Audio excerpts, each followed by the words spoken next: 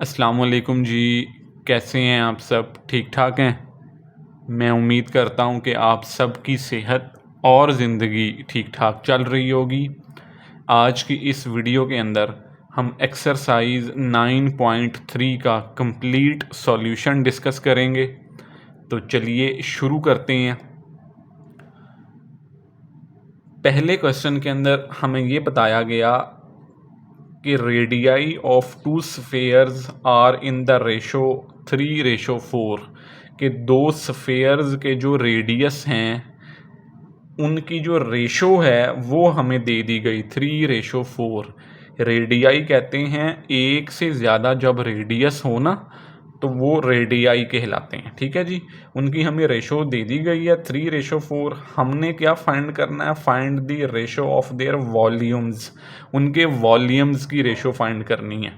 Exercise 9.3 के अंदर हम वॉल्यूम को डिस्कस करेंगे, जबकि इससे पिछली एक्सरसाइज 9.2 के अंदर हमने सिमिलर शेप्स, चाहे वो ट्रायंगल्स हों, चाहे वो रेक्टेंगल्स हों, ट्रेपीजियम हों, उनके एरियाज़ के बारे में डिस्कस किया था। ठीक है जी। एरिया और लेंथ या एरिया और हाइट से रिलेटेड जो भी प्रॉब्लम्स थी वहाँ पे हमने उनको कैलकुलेट किया था, और इस एक्सरसाइज के अंदर हमने वॉल्यूम से रिलेटेड जो भी प्रॉब्लम्स हैं वो कैलकुलेट करनी है। तो फार्मूला हम यूज़ करेंगे जी V1/V2 is equals to R1/R2 का क्यूब।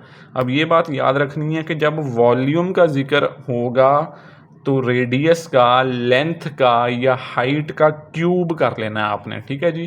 क्योंकि वॉल्यूम जो होता है वो एक 3 डायमेंशनल शेप का होता है, तो उसके अंदर एक्स एक्सिस, वाई एक्सिस और जी एक्सिस तीनों एक्सिस आते होते हैं, तो इसलिए उसका क्यूब लेते होते हैं। ठीक है जी।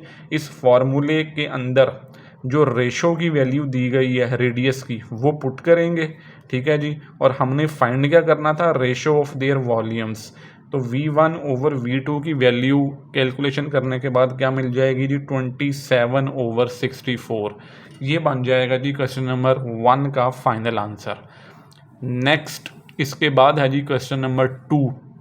अब क्वेश्चन नंबर 2 के अंदर कहा गया कि 2 regular tetrahedrons have volume in the ratio 8:27 के दो रेगुलर टेट्राहाइड्रॉन्स हैं जिनका जो वॉल्यूम की रेशो है वो हमें बता दी गई 8:27।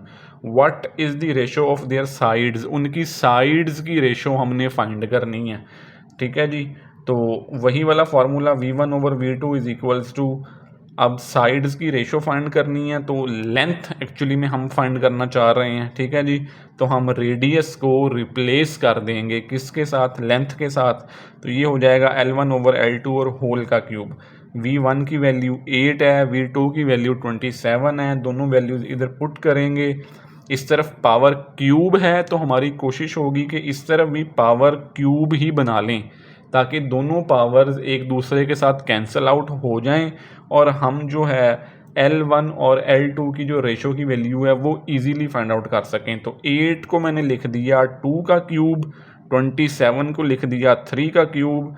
ये दोनों का अलग-अलग क्यूब है तो होल का क्यूब कर लिया, और होल का क्यूब जो है वो L1/L2 के क्यूब से कैंसिल आउट हो गया। तो रेशो क्या बन जाएगी जी? रेशो बन जाएगी 2/3। ये बन जाएगा क्वेश्चन नंबर 2 का फाइनल सॉल्यूशन। नेक्स्ट है जी क्वेश्चन नंबर 3। अब क्वेश्चन नंबर 3 के अंदर ये बताया गया कि 2 right cones have volume in the ratio 64:125 के दो राइट कोन्स का जो वॉल्यूम की रेशो दे दी गई वो दे दी गई 64 और 125। हमसे क्या पूछा गया? हमसे पूछा गया what is the ratio of there Heights. उनकी हाइट्स की जो रेशो है वो फाइंड करें। तो वॉल्यूम दे के लेंथ पूछी जाए, फिर वो लेंथ रेडियस हो, एक्चुअली में लेंथ हो या हाइट हो, तो हम फार्मूला ये यूज़ करते होते हैं V1/V2 is equals to L1/L2 और होल का क्यूब। ठीक है जी। हमने हाइट फाइंड करनी है तो L को रिप्लेस कर लेंगे H के साथ, H1/H2। दोनों वैल्यूज़ जो वॉल्यूम्स की हैं वो हम पुट करेंगे इस फार्मूले के अंदर, ठीक है जी। इधर पावर क्यूब है तो इधर भी पावर क्यूब बनाने की कोशिश करेंगे। 64 को लिखा जा सकता है 4 का cube, and this 125 can also be written as 5 का क्यूब। दोनों का अलग अलग क्यूब है तो दोनों का क्यूब इकट्ठा कर लिया, और वो क्यूब h1 बाय h2 के क्यूब से कैंसिल आउट होके h1 बाय h2 की जो रेशो बन जाएगी वो आ जाएगी 4:5, ठीक है जी। अगर आपको याद हो तो मैंने पीछे काफ़ी दफ़ा एक्सप्लेन किया है कि ये वो वैल्यू जो फ्रैक्शन में लिखी जाती है एक्चुअली में वो रेशो में भी हम उसको लिख सकते हैं। तो h1 और h2 की हमने रेशो फाइंड करनी थी, वो आ जाएगी 4:5, ठीक है जी। तो ये बन जाएगा इसके पहले पार्ट का फाइनल सॉल्यूशन। सेकंड पार्ट में देखें हमने क्या फाइंड करना है, what is the ratio of there base area. उनके जो बेस एरिया की जो रेशो है अब वो बताएं, ठीक है जी। तो बेस एरिया एक्चुअली में अब जिक्र हो रहा है एरिए का, तो एरिए के लिए जो फॉर्मूला हम पिछली एक्सरसाइज में यूज़ करते आए हैं 9.2 में, वो स्केयर वाला था तो वो वाला यूज़ करेंगे, ठीक है जी। और बेस हाइट है या बेस एरिया है तो उसके लिए लेंथ यूज़ करते होते हैं, और लेंथ हमने अभी फाइंड की h1:h2, वो क्या थी 4:5। तो ये वाला फॉर्मूला यूज़ करेंगे स्केयर वाला। h1 और h2 की जो वैल्यू यहाँ से निकली वो यहाँ पे रिप्लेस करेंगे, कैलकुलेशन करेंगे तो हमारा एरिया की जो रेशो बन जाएगी वो बन जाएगी 16/25, ठीक है जी। ये बन जाएगा आपका थर्ड पार्ट का फाइनल सॉल्यूशन। अब नेक्स्ट है जी हमारे पास क्वेश्चन नंबर 4। क्वेश्चन नंबर 4 के अंदर हमने क्या फाइंड करना है जी, missing values in the following. v1 की वैल्यू हमने फाइंड करनी है, l1 की वैल्यू दे दी गई, v2 की वैल्यू भी हमें दे दी गई, और l2 की वैल्यू भी हमें पता है जी। तो फॉर्मूला, अब वॉल्यूम का जिक्र हो रहा है तो वॉल्यूम का जिक्र जब जब होगा तब आप क्यूब वाला फॉर्मूला यूज़ करेंगे। v1/v2 is equals to l1/l2, और होल का क्या आ जाएगा क्यूब, ठीक है जी। l1 की वैल्यू गिवन है 12, l2 की वैल्यू गिवन है 16, और इसका होल का क्यूब भी है। ओके हो गया जी। अच्छा, इधर v2 की वैल्यू गिवन है 1 2 3 6, वो पुट की, इन दोनों को कट कर दिया, क्यों? क्योंकि 12 भी एक इवन नंबर है। एक मिनट, अब सही है। और 16 जो है वो भी एक इवन नंबर है, तो इन दोनों को आपस में कट किया 3 के टेबल पे, 4 के टेबल पे, तो ये आ जाएगा 4 3s are 12 और 4 4s are 16, और होल का क्यूब ऐसे रहेगा। ये वाली वैल्यू इधर डिवाइड है, दूसरी तरफ जाके मल्टीप्लाई हो जाएगी। 3 का क्यूब खोलेंगे तो 27, 4 का क्यूब खोलेंगे तो वो आ जाता होता है 64। इस वैल्यू को फाइनलाइज करेंगे कैलकुलेटर का यूज़ करते हुए, तो आखिरी वैल्यू जो रिज़ल्ट हमें मिलेगा वो मिल जाएगा v1 is equals to 648 centimetre cube. अब हमने वॉल्यूम फाइंड किया है तो सेंटीमीटर क्यूब लिखेंगे। इन केस अगर हमने एरिया फाइंड किया होता, हमें एरिया फाइंड करने का कहा जाता, तो फिर हम लिखते सेंटीमीटर स्क्वायर, ठीक है जी। इसी तरह क्वेश्चन नंबर 4 का सेकंड पार्ट है जी, v1 की वैल्यू हमने फाइंड करनी है, v2 की वैल्यू हमें दी हुई है, h1 की वैल्यू भी गिवन है और h2 की वैल्यू भी गिवन है। वॉल्यूम रिलेटेड वैल्यूज़ हैं तो इसका मतलब है कि क्यूब वाला फॉर्मूला यूज़ करेंगे, v1/v2 is equals to h1/h2 और होल का क्यूब। वैल्यूज़ आपके सामने गिवन है, इस फॉर्मूले के अंदर सारी वैल्यूज़ रिप्लेस करेंगे। यहाँ से ये स्टेप है जी समझने वाला। 2.5 का जब मैं ये पॉइंट ख़त्म करूँगा तो ये हो जाएगा 25/10, ठीक है जी। और इस तरह 8.75 का जब आप पॉइंट ख़त्म करेंगे तो ये इसका आंसर बन जाएगा 875/100। और फिर अगले स्टेप में ये जो नीचे वाली वैल्यू है ये वाली 875/100 ये ऊपर आ जाएगी, और इसको मैं इन्वर्ट करके लिख दूंगा, ठीक है जी। तो ये बनेगा 25/10 मल्टीप्लाई बाय 100/875। सिंप्लीफाई करेंगे इनको, ठीक है जी, क्यूब अप्लाई करेंगे तो जो फाइनल रिजल्ट बनेगा वो बन जाएगा 4 सेंटीमीटर क्यूब। अगेन हमने क्यूब लिखना है, इसका यूनिट क्यों? क्योंकि हमने वॉल्यूम फाइंड किया। अगर हमें एरिया फाइंड करने को कहा जाता तो यहाँ पे क्यूब की बजाय स्क्वायर आता और हम लास्ट में इसका यूनिट स्क्वायर लिखते। ठीक है जी, तो ये बन जाएगा सेकंड पार्ट का फाइनल आंसर। अब नेक्स्ट है जी हमारे पास क्वेश्चन नंबर 4 का थर्ड पार्ट। अब ये बड़ा इंटरेस्टिंग क्वेश्चन है। इसके अंदर एरिया की वैल्यूज़ हमें दे दी गई और हमसे पूछा कि वॉल्यूम की जो V1 की वैल्यू है ये फाइंड करें। अब इन दोनों चीज़ों का डायरेक्ट कोई रिलेशन नहीं बनता, तो हम सबसे पहले एरिया का इस्तेमाल करते हुए लेंथ फाइंड करेंगे। वो वाला फार्मूला जो कि हमने पिछली एक्सरसाइज 9.2 में यूज़ किया था, और जब वहाँ से हमारे पास लेंथ की वैल्यू आ जाएगी तो उस लेंथ की वैल्यू का इस्तेमाल करते हुए हम इजीली V1 की वैल्यू फाइंड आउट कर सकते हैं। अब इसको एग्जीक्यूट कैसे करना है तो चलिए देखते हैं। फार्मूला हमें पता है जी, A1/A2 is equal to L1/L2 का स्क्वायर। एरिया है तो स्क्वायर आना है। ठीक है जी, A1 की वैल्यू गिवन है, A2 की वैल्यू भी गिवन है, इधर से वैल्यू एज इट इज आ जाएगी। यहाँ पे फिर कटिंग की इन दोनों की, ये भी इवन नंबर, ये भी इवन नंबर, इसको 2 पे कट किया, इसको भी 2 पे कट किया, तो 196/81 आ गया। अब इस तरफ स्क्वायर है तो इसका स्क्वायर बनाने की कोशिश करेंगे ताकि दोनों स्क्वायर्स जो हैं वो आपस में कैंसल आउट हो सकें।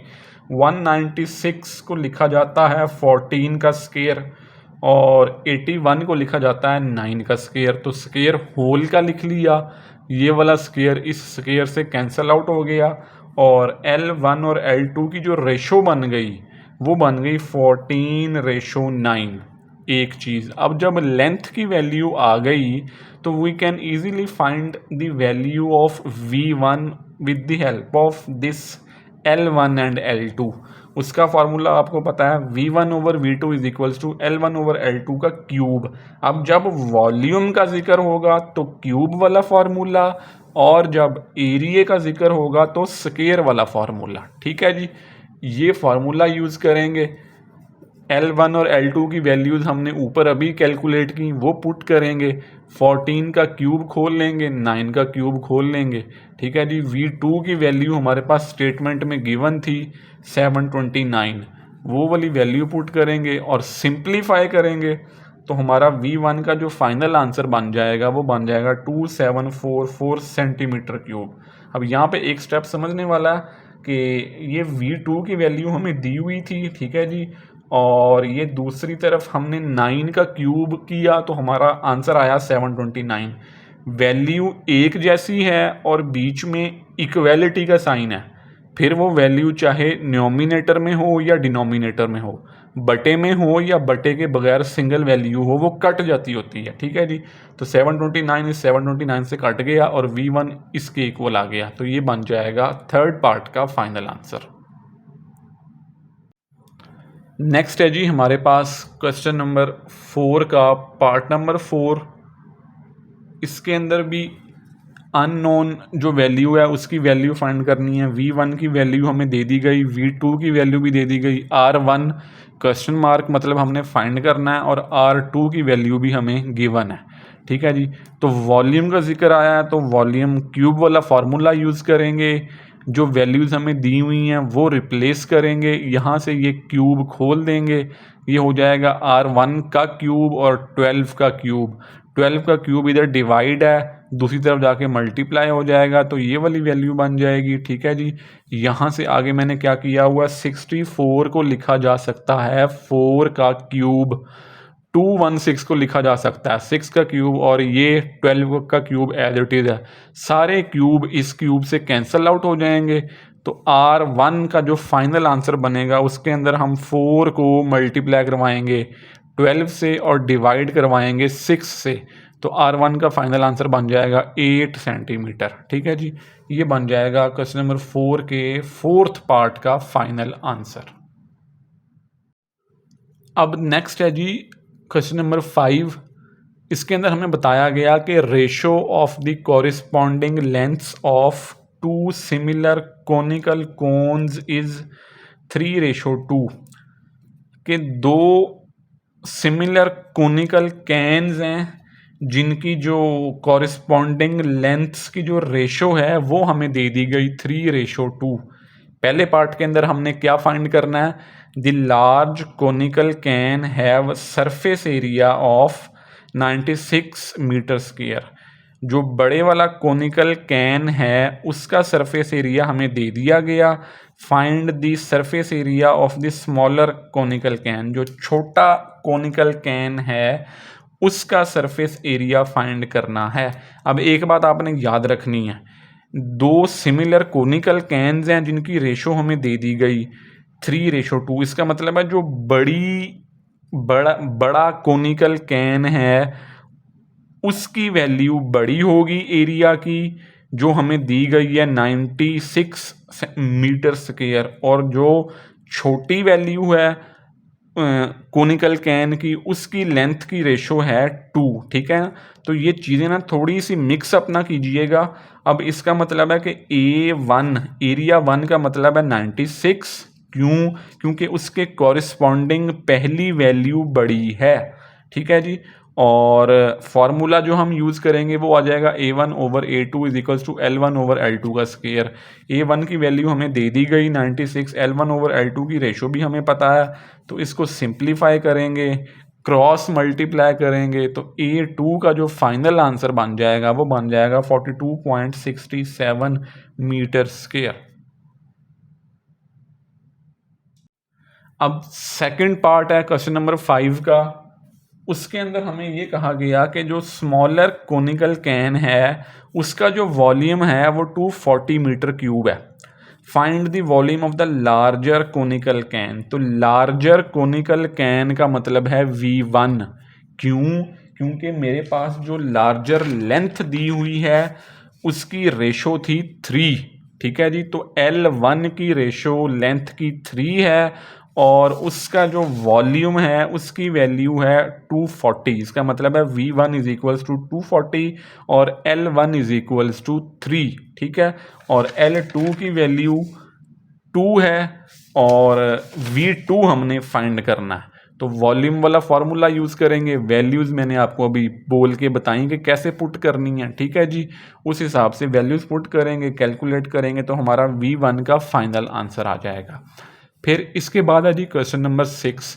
अब क्वेश्चन नंबर 6 के अंदर रेशो दे दी गई किसकी, हाइट्स की, of 2 similar cylindrical water tanks. पानी वाले दो टैंक्स हैं जो सिलेंड्रिकल शेप के हैं और उनकी हाइट की जो रेशो है वो दे दी गई 5:3। इसका मतलब है जो बड़ा वाटर टैंक है उसकी लेंथ की रेशो 5 है और जो छोटा है उसकी लेंथ की रेशो 3 है। ठीक है जी, ये वैल्यू याद रखिएगा। इफ़ द सरफेस एरिया, अब सरफेस एरिया का जिक्र हो रहा है तो इसका मतलब स्क्वायर वाला फॉर्मूला यूज़ करेंगे।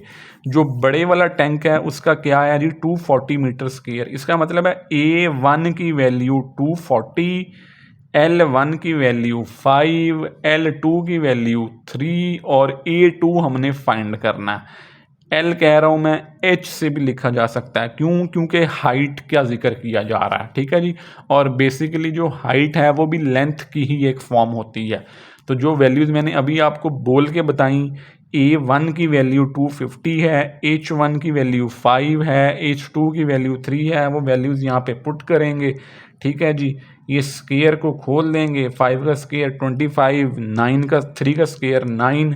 अब यहाँ से समझिएगा ये A2 इधर डिवाइड है, ये दूसरी तरफ जाके मल्टीप्लाई हो जाएगा।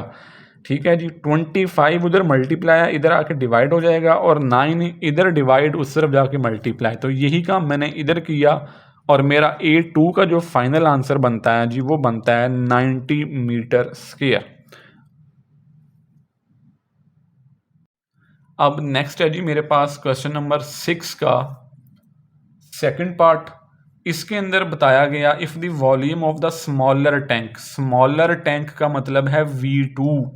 मुझे कैसे पता चला कि स्मॉलर टैंक का मतलब V2 है, ये बात मैंने आपको अभी बताई थी कि आपने लेंथ की रेशो देखनी है।